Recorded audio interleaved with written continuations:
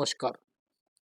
आज चूँकि एक सीबीएसई बोर्ड की बालिका है, महिमा बिटिया, उसने कहा कि हम लोगों का तो कोई वो मदद ही नहीं कर रहा। हमने कहा चलिए आज आपको ठेठ भोजपुरी और हिंदी मिला करके पढ़ाते हैं। पहला पाठ है सीबीएसई बोर्ड के बच्चों का, शिव पूजन सहाय जी के द्वारा लिखा गया है।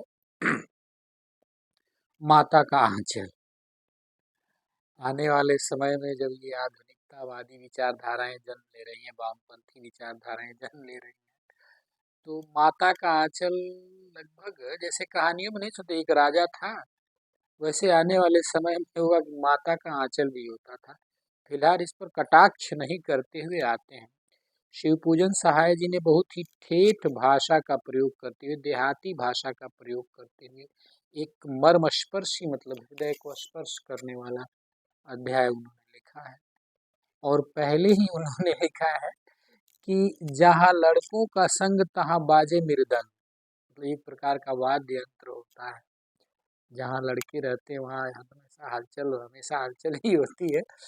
और जहाँ बुढ़ों का संग वहाँ खर्चे का तंग, तहाँ खर्चे का तंग।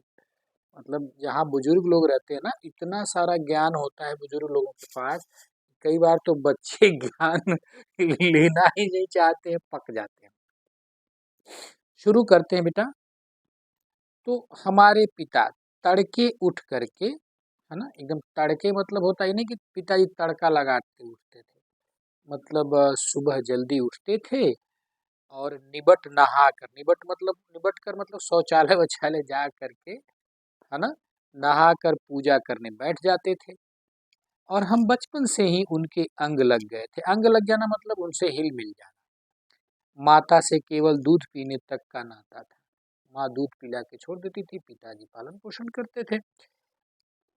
इसलिए पिता के साथ ही हम भी बाहर की बैठक में ही सोया करते थे। बाहर बैठक होती थी, उसमें कहने का तात्पर्य है कि जिस तरह से आधुनिकतावाद आ रहा है, तो dining room, drawing room, kitchen room, पता नहीं ऐसे ऐसे रूम मतलब लगभग सबके घरों में है, हमारे घर में भी है।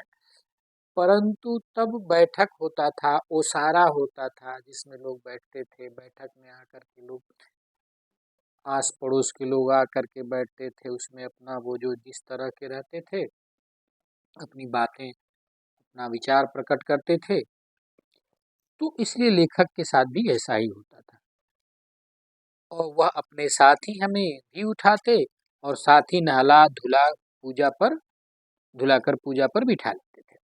हम भभूत का तिलक लगा देने के लिए उनको दिक करने लगते थे। दिक दिकाना, आज भी जब देहात में जाइएगा तो माताएं किसी कहती बड़ा दिक दिकौले भाई, मारे के 2 डंडा। तो भभूत मतलब समझिए कि वो भस्म होता है। आजकल के बच्चे तो कहेंगे how dirty he is touching the ash मामा। ये हमारी सभ्यता है। और कुछ हंसकर, कुछ झुंझलाकर, कुछ डांट कर वह हमारे चौड़े लीलार, लीलार समझते हो ना अंग्रेजी वालों, फोरहेड, माथा, चौड़ा माथा, त्रिपुंड कर देते थे। अब ये अगर हम किसी बच्चे को, आधुनिक बच्चे को, कहते त्रिपुंड, तो डर के भाग जाएगा। वो समझेगा कि किसी राक्षस का नाम है, चाहे अमेरिका ने कोई मिसाइल बना लिया है उसका नाम है। जबकि वो एक चंद्राकार टीका होता था, उसको त्रिपुंड कहा जाता था। हमारे लीलार में भभूत खूब खुलती थी। सिर पर लंबी लंबी जटाएं थी। जब तक बच्चों का मुंडन नहीं होता था तब तक वो लट जो है, जन्म के समय जो बाल रहते थे वही बाल बढ़ के लट हुआ करते थे। भभूत रमाने से हम खासे बम भोला बन जाते थे। बम भोला माने शिव के बाल रूप। शिव तो सदैव ही सुंदर होते हैं, है ना। पिताजी हमें बड़े प्यार से भोलानाथ कह के पुकारते, पर असल में हमारा नाम था तारकेश्वर नाथ। इतना बड़ा नाम किसी अंग्रेज से कह दीजिए, can you take my name, तो क्या कहेगा पता है? तारकेश्वर नाथ। नहीं कह पाएगा वो। हम भी उनको बाबूजी कहकर बुलाते थे। न डैडी थे, न डैडू थे, न बॉब्स थे, न फादर थे, बाबूजी। और माता को मैया। कितना प्यारा शब्द है ये मैया। भगवान कृष्ण यूज किया करते थे, प्रयोग किया करते थे। जब बाबूजी रामायण का पाठ करते, तब हम उनकी बगल में बैठे बैठे आईने में अपना मुंह निहारा करते थे। बच्चे बार ऐसे करेंगे, ऐसे करेंगे। रामायण का पाठ घर घर होता था। तो रामायण लिखा है महर्षि वाल्मीकि ने, और श्री रामचरितमानस लिखा है गोस्वामी तुलसीदास ने। और रहीम जी ने लिखा है कि कदली सीप भुजंग मुख स्वाति एक गुण तीन, जैसी संगति बैठिए वैसो ही फल दीन। जिसकी संगति में रहेंगे वैसा ही फल मिलेगा। अब गांव में तो वो पगली दिखावती अगरबत्ती, और शहर में यो यो हनी सिंह। अब बच्चों को तुलसीदास की लिखी चौपाई नहीं मालूम है, सोरठा नहीं मालूम है, छंद नहीं मालूम है, क्या करेंगे। तो देखिए, माता पिता की भी गड़बड़ी है। अंग्रेजी को एक विषय के रूप में पढ़ने पर वह सहज हो जाता है, लेकिन हर चीज इंग्लिश में पढ़ेंगे। मैया कह दीजिए तो गंवार कहेंगे। He is calling mom, what is मैया। मैया मतलब माता जी, जब बाबूजी। अब जब वह हमारी ओर देखते थे, तब हम कुछ लजा कर और मुस्कुरा कर आईना नीचे रख देते थे, वह भी मुस्कुरा पड़ते थे। ये पिता और पुत्र का प्रेम है ना। ये हम लोगों ने अनुभव किया है। पूजा पाठ कर चुकने के बाद वह राम राम लिखने लगते थे, वही जिनको कुछ लोग काल्पनिक बता रहे थे, और आज कह रहे हैं कि हमको निमंत्रण नहीं मिला है। क्या करें। देश की बागडोर ऐसे हाथों में थी जो राम नाम कहने से भी डर जाते थे कि हमारा वोट कट जाएगा। अरे भाई, आपका कार्य जो है, मूर्ख नहीं है जनता, आपका कार्य देख रही है। ठीक है, फिलहाल आते हैं। अपनी एक रामनामा बही पर 1000 राम नाम लिखकर वह उसे पाठ करने की पोथी के साथ बांध कर रख देते। पोथी जो थी पाठ करने वाली, उसी के साथ 1000 बार राम राम लिख देते थे। तो इस तरह से अब बच्चे ये सोचेंगे कि आखिर शिव पूजन सहाय जी कहना क्या चाहते हैं। तो बड़ी साधारण सी बात है मेरे बच्चों, कि शिव पूजन जी ये कहना चाहते हैं कि तीव्र गति से बदलता हुआ हमारा देश इस समय आधुनिकतावाद की आग में जिस तरह से जल रहा है, पुरानी परंपराएं या तो बदल रही हैं या विलुप्त हो रही हैं।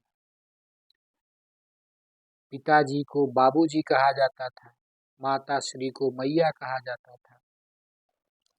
फिर क्या होता था कि फिर 500 बार कागज के छोटे छोटे टुकड़ों पर राम राम लिखकर आटे की गोलियों में लपेटते, और उन गोलियों को लेकर गंगा जी की ओर चल पड़ते थे।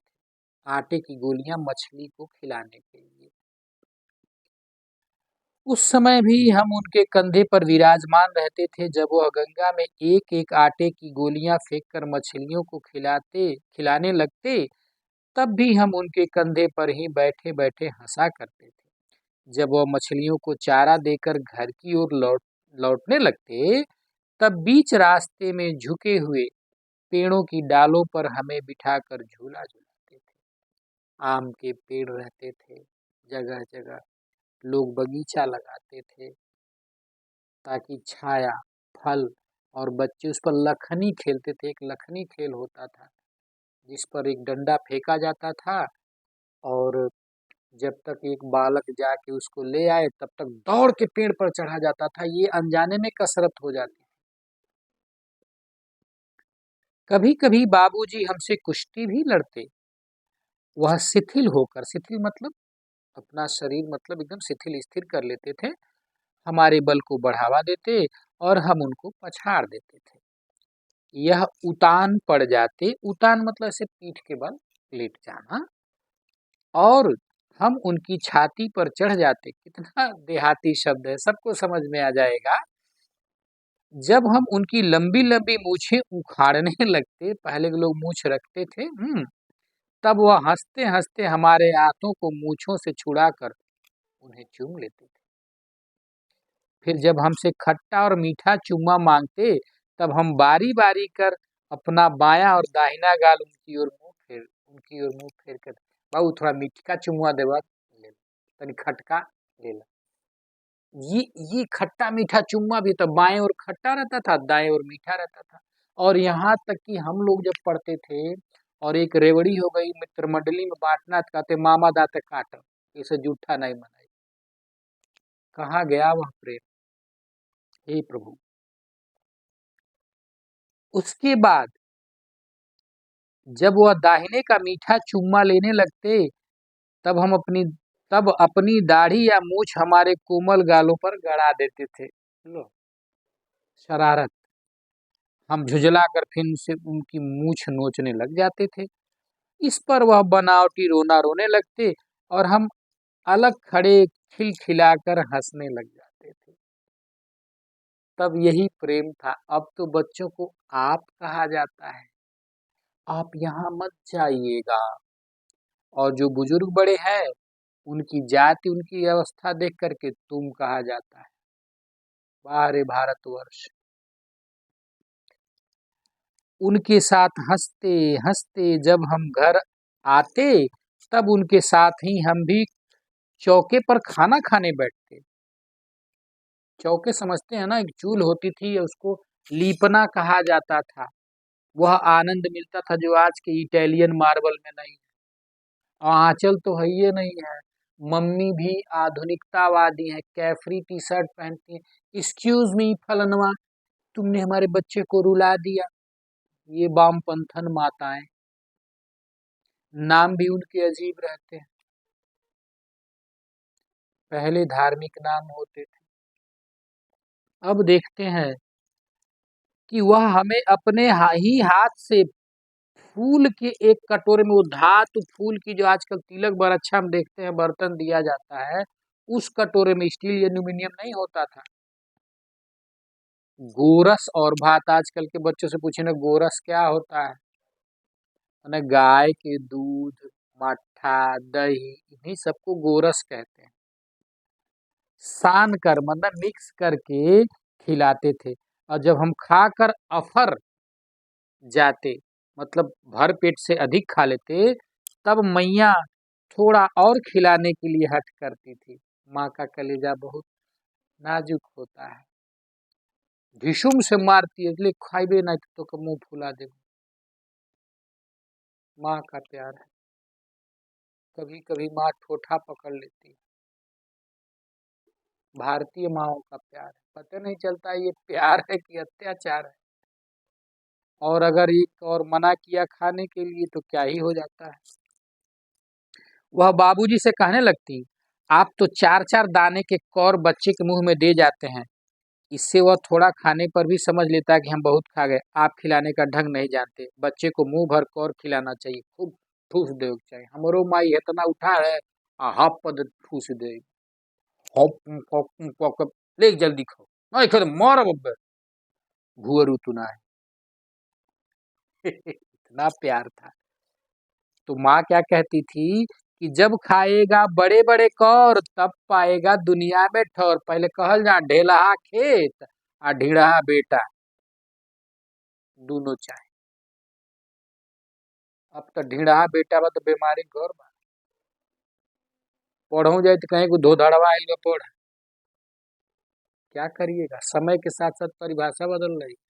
मोटका, चंपुइया, चिलम चटुआ, बजरबटुआ, ऐसे नाम रख देंगे सर। अरे हथिया, ऐसे नाम रख दिया जाएगा। और कहने का तात्पर्य है कि जब खाएगा बड़े कौर, माने खाने से ही शक्ति होती है, तब पाएगा दुनिया में ठौर टिकने का ठौर ठिकाना। देखिए मैं खिलाती हूँ, मरदुए क्या जाने, मरदुए मतलब पुरुष। आजकल सुन रहा है ना कि तोरे सन मर्दा के चूल्हे में झोंक दे, वह मर्दा, मर्दा माने पुरुष। बच्चों को कैसे खिलाना चाहिए। और महतारी, महतारी माने माता, मदर के हाथ खाने पर बच्चों का पेट भी भरा करता है। यह कहकर वह थाली में दही भात शांति अलग अलग और अलग अलग रख देती थी। जैसे तोता का कौर, मैना का कौर, कबूतर, हंस, मोर आदि का बनावटी नाम। अले बाबू भाई खा लो, भाई तोता खा लो, मैना वाला खा लो, भाई छोटका मामा का खा लो, बड़का मामा खा लो, नाना का खा लो, नानी का खा लो, बुआ वाला खा लो। खाते खाते बाबू हाफता है इतना दूर अन्ना इखा देखो तड़ दे ले हमारे को। उसके बाद क्या होता था, जल्दी खा लो नहीं तो उड़ जाएंगे। लय, पर हम उन्हें इतनी जल्दी उड़ा जाते थे कि उड़ने का मौका भी नहीं मिलता था, मतलब चट कर जाते थे प्यारे बच्चों।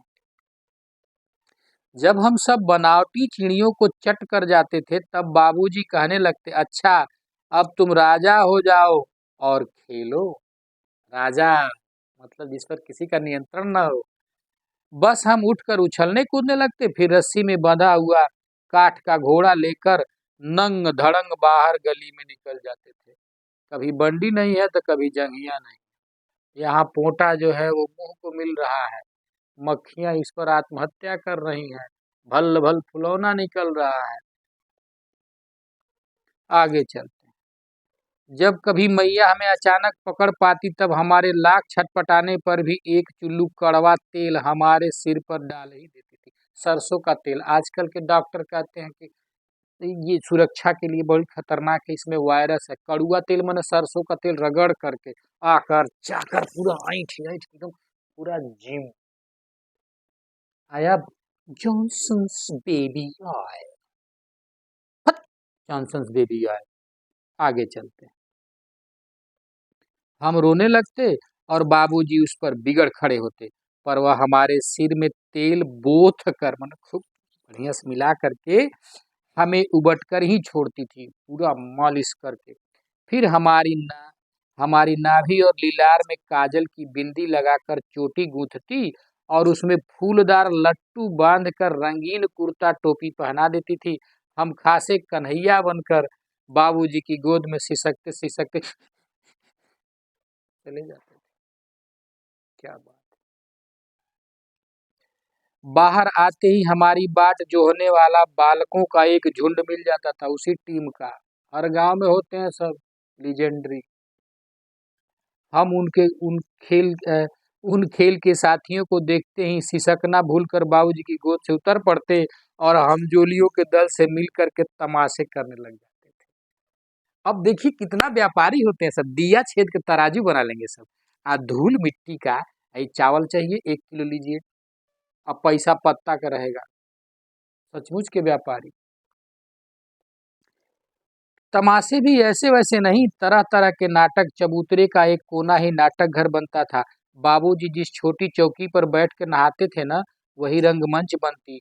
उसी पर सरकंडे के खंभों पर कागज का चंदोआ तान कर मिठाई की दुकान लग जाती थी। उसमें चिलम के खोचे पर कपड़े के थालों में ढेले के लड्डू, पत्तों की पूरी कचौरी, गीली मिट्टी की जलेबी, फूटे घड़े टुकड़ों के बतासे आदि मिठाइयाँ सजाई जाती थीं। ठीकरों के बटखरे और जस्ते के छोटे छोटे टुकड़ों के पैसे बनते। हम ही लोग खरीदार, हम ही लोग दुकानदार। बाबूजी भी 2 4 गोरखपुरिये पैसे खरीद लेते थे। सोच लीजिए क्या आनंद था।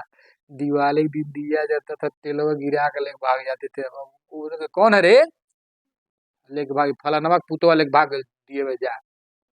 ये तो सब हम लोगों ने भी किया है। थोड़ी देर में मिठाई की दुकान बढ़ाकर हम लोग घरौंदा बनाते।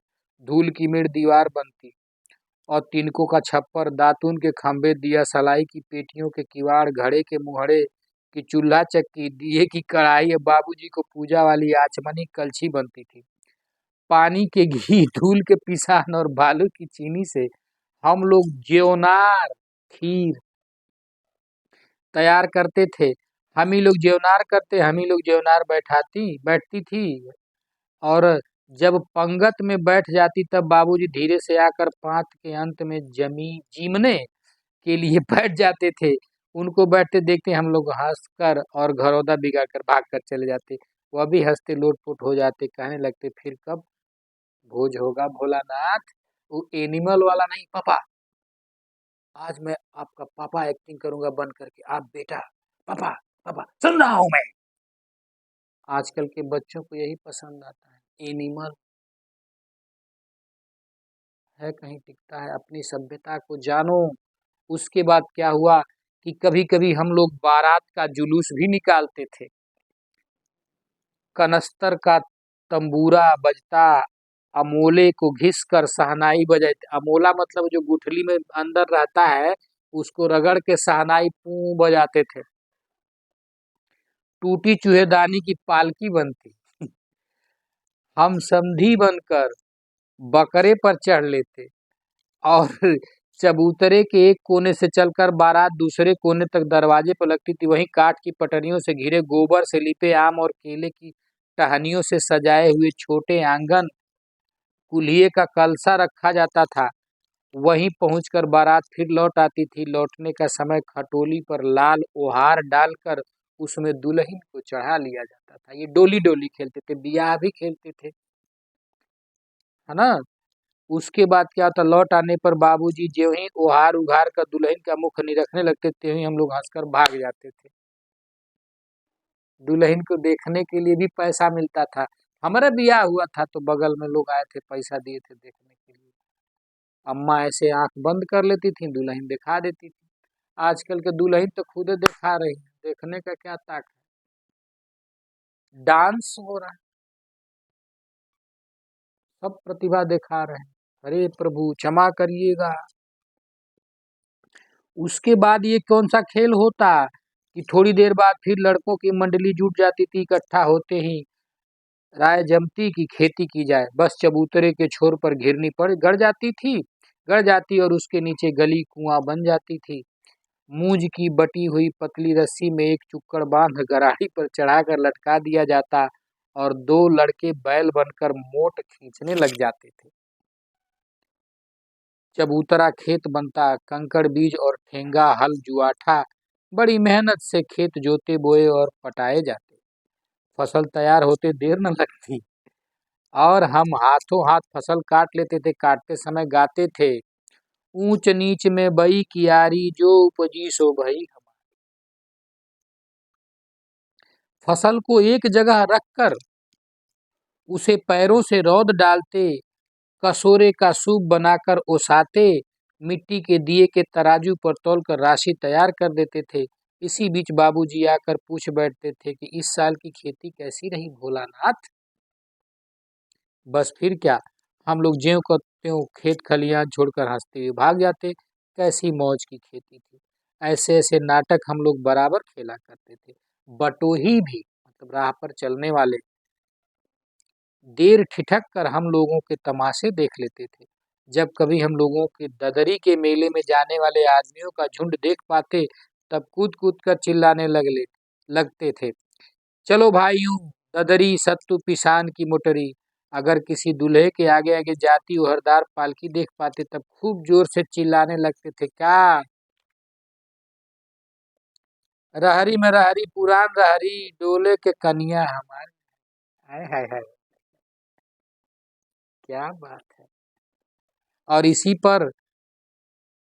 पर एक बार बूढ़े वर ने हम लोगों को बड़ी दूर तक खदेड़ कर ढेलों से मारा था।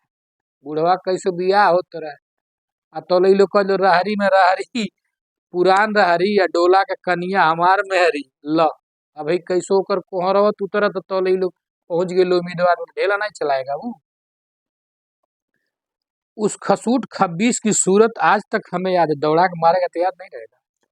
न जाने किस ससुर ने वैसा जमाई ढूंढ निकाला था, वैसा घोड़ा मुंह आदमी हमने कभी नहीं देखा। एक ना, आम की फसल कभी कभी खूब आम की फसल में भी ना कभी कभी खूब आंधी आती है। आंधी के कुछ दूर निकल जाने पर हम लोग बाग की ओर दौड़ पड़ते, वहां चुन चुन कर घुले घुले गोपी आम चबाते। मतलब वो कुसुलिया जो होता है उसको चबाते थे। एक दिन की बात है, आंधी आई और पट पड़ गई। आकाश काले बादलों से ढक गया और मेघ गरजने लगे, बिजली कौंधने और ठंडी हवा सनसनाने लगी। पेड़ झूमने लगे, जमीन चूमने लगे। हम लोग चिल्ला उठे, एक पैसा की लाई, बाजार में छितिराई, बरखा उधर बिलाई। मंत्र था, जैसे हम लोग खिचड़ी करते थे, दही दही घाम कर खिचड़ी बिहान कर तहरे बलकवा के जड़वा ता कंडा बार बार तापता। पोयम था। अब तो होता है बाबा ब्लैक शीप।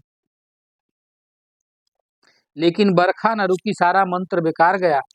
और भी मूसलाधार पानी होने लगा। हम लोग पेड़ों की जड़ों से धड़ से सट गए, जैसे कुत्ते के कान में अठई चिपक जाती है ना। मगर बरखा जमी नहीं, थम गई। बरखा बंद होते ही बाग में बहुत से बिच्छू नजर आए। हम लोग डर कर भाग चले। हम लोगों में बैजू बैजू नाम के बड़ी ढीठ होते हैं सब, जान लीजिए। हम लोग साथ ही पढ़ा है बैजू। संयोग की बात, बीच में मूसन तिवारी मिल गए। गजब का मूसन नाम है, देखिए। बेचारे, है ना, बूढ़े आदमी को सूझता कम था। बैजू उनको चिढ़ा कर बोला, बूढ़वा बेईमान मांगे करैला का चोखा। अरे बाप रे बाप। अब देखिए बेटा, नाम जीने के लिए कहते जियने का नाम घुरहू, कतवारू, बंसू, रोगी, दुखी, छेदी, ऐसे ऐसे नाम रखे जाते थे, पुराने नाम। हम लोगों ने भी बैजू के सुर में सुर मिलाकर यही चिल्लाना शुरू किया। मूसन तिवारी ने बेतहासा खदेड़ा। हम लोग तो बस अपने अपने घर की ओर आंधी हो चले, मतलब तेजी से भाग चले। जब हम लोग न मिल सके तब तिवारी जी सीधे पाठशाला में चले गए। वहां और बैजू को पकड़ लाने के लिए 4 लड़के गिरफ्तारी का वारंट लेकर छूटे। ये फौज होती थी, टंगा के जाते थे लोग। इधर ज्यों ही हम लोग घर पहुंचे, त्यों ही गुरुजी के सिपाही हम लोगों पर टूट पड़े। बिना तनख्वाह के सिपाही रह वो घिरिया के ले जा कुल। बैजू तो 9 2 11 हो गया, मतलब भाग गया। हम पकड़े गए। फिर तो गुरुजी ने हमारी खूब खबर ली। खूब खबर ली माने उत्तराखंड लाल। बाबूजी ने यह हाल सुना, वह दौड़े हुए पाठशाला में आए। गोद में उठाकर हमें पुचकारने और फुसलाने लगे, पर हम दुलारने से चुप होने वाले लड़के नहीं थे और रोए, फलानवा मारा है। उनके कुटुंब रजिस्टर का नकल निकाल के गाली देगा। रोते रोते उनका कंधा आंसुओं से तर कर दिया, मतलब भिगो दिया। वह गुरुजी की चिचौरी करके हमें घर ले चले। रास्ते में फिर हमारे साथी लड़कों का झुंड मिला। वे जोर जोर से नाचते गाते थे। माई पकाई गरगर पुआ, हम खाई पुआ न खेलब जुआ। ये गाते थे बच्चे। माई पकाई गरर गरर पुआ, हम खाई पुआ ना खेलब जुआ। गरर गरर पुआ फिर क्या था। हमें रोना धोना भूल गया और हम हट करके बाबूजी की गोद से उतर पड़े और लड़कों की मंडली में मिलकर वही तान सुर अलापने लगे। तब तक सब लड़के सामने वाले मकई के खेत में दौड़ पड़े। उसमें चिड़ियों का झुंड चल रहा था। वे दौड़ दौड़ कर उन्हें पकड़ने लगे, पर एक भी हाथ न आई। हम खेत से अलग ही खड़े होकर गा रहे थे, राम जी की चिड़ई, राम जी का खेत, खा लो चिड़इयों भर भर पेट। ये सब गाने चलते थे। अब आजकल क्या है, baby come here, did you touch that one, you should not touch that, okay, से सॉरी, डू आ। ये पोएट्री थी गांव की। अब क्या हुआ, हमसे कुछ दूर बाबूजी हमारे गांव के कई आदमी खड़े होकर तमाशा देख रहे थे और यही कहकर हंसते थे कि चिड़िया की जान जाए लड़कों का खिलौना। सचमुच लड़के और बंदर पराई पीर नहीं समझते। बंदर क्या जाने कौन सा पेड़ नया है कौन सा पुराना है। अनेरे बानर जाकर रावण के ऐसी की तैसी कर दिए सब। पता चलो तो ये लोग तलवार लेके नीचे वालों तो ऊपर गए, एगो बेल तूर के मरल ठाए दे। राक्षस भाई के दांतवे टूट गए। प्रभु श्री राम जानते थे कि बंदर बहुत उत्पाती होते, लेकिन ट्रेनिंग किए, उनको ट्रेनिंग दिए बढ़िया से। और राक्षस उक्षस तो जानते ही आप कितना होते हैं। उसके बाद एक टीले पर जाकर हम लोग चूहों के बिल से पानी उलीचने लगे। नीचे से ऊपर पानी फेंकना था, हम थक गए। तब तक गणेश जी के चूहे की रक्षा के लिए शिव जी का सांप निकला। बड़े बेआबरू होकर तेरे कूचे से हम निकले, बड़े निकले मेरे अरमान, पर जरा कम निकले। अब आप ही सोचिए कि आप सवेरे प्रेशर में लोटा लेके जा रहे हैं, तब तक एक महादेव जी का सेवक आ रहा है, हेलो, हाउ आर यू, तो क्या करबो तू। अब देखो क्या हुआ बेटे, रोते चिल्लाते हम लोग बेतहाशा भाग चले, कोई औधा गिरा, कोई चिट्ट गिरा, किसी का सिर फूटा, किसी के दांत टूटे, सभी गिरते पड़ते भागे। हमारी सारी देह लहूलुहान हो गई, पैरों के तलवे कांटों से छलनी हो गए। हम एक सुर में दौड़े हुए आए और घर में घुस गए। उस समय बाबूजी बैठक के ओसारे में बैठकर हुक्का गुड़गुड़ा रहे थे। हुक्का में थोड़ा सा गुड़गुड़ गुड़गुड़ आवाज आता है। उन्होंने हमें बहुत पुकारा, पर उनकी अनसुनी करके हम दौड़ते मैया के पास ही चले गए, जाकर उसी की गोद में सनक दी। ये माँ का आंचल था। जब कष्ट होता है ना, अब किसी को गोली लगती है तो आह आह स्टाइल से थोड़ी बोलेगा, अरे माई अरे दादा निकलता है, पहले माइये याद आती। मैया चावल अमनिया कर रही थीं और हम उसी के आंचल में छिप गए। हमें डर से कांपते देख वह जोर से रो पड़ी और सब काम छोड़ बैठी। अधीर होकर हमारे भय का कारण पूछने लगी। कभी हमें अंग भर दबाती, कभी हमारे अंगों को अपने आंचल से पोंछकर हमें चूम लेती। बड़े संकट में पड़ गई। झटपट हल्दी पीसकर हमारे घाव पर थोपी गई। घर में कोहराम मच गया। हम केवल धीमे सुर में शाहरुख खान बन गए थे। सा कहते हुए मैया के आंचल में लुके चले जाते। सारा शरीर थर थर कांप रहा था, रोंगटे खड़े हो गए थे। हम आंखें खोलना चाहते थे पर खुलती न थी। हमारे कांपते हुए ओठों को मैया बार बार निहार कर रोती और बड़े लाड़ से हमें गले लगा लेती। इसी समय बाबूजी दौड़े आए, आकर झट हमें मैया की गोद से अपनी गोद में लेने लगे। पर हमने मैया के आंचल की प्रेम और शांति को चंदोए की छाया में छुआ। तो कितना सुंदर पाठ रहा ये। अब इसका विवरण देते हैं आपको। माता का आंचल। उम्मीद है आपको अच्छा लगा होगा। अगर अच्छा लगा होगा तो इसको लाइक सब्सक्राइब करिए, शेयर करिए, कमेंट करिए मेरे बच्चों। इसका जो प्रश्नोत्तर है अभी हम इसके विषय में भी सोचेंगे। धन्यवाद।